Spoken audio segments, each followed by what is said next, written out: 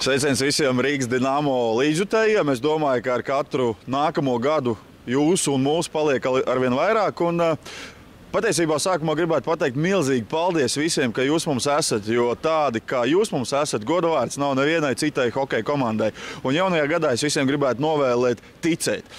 Ticēt gan mūsu spēkiem, ticēt arī jūsu spēkiem un ticēt uz labiem rezultātiem, jo tā ticība, kas nāk no jums, to spēlētāji jūt viennozīmīgi. To jūt arī mūsu Rīgas Dinamo vadība. Un patiesībā kopā mēs izdarīsim lielas lietas. Tad novēlu tiešām visiem jaunajā gadā, protams, veselību pirmām kārtām un ticēsim kopā uz lielisku rezultātu. Varbūt pat labāk nekā pagājušo gadu.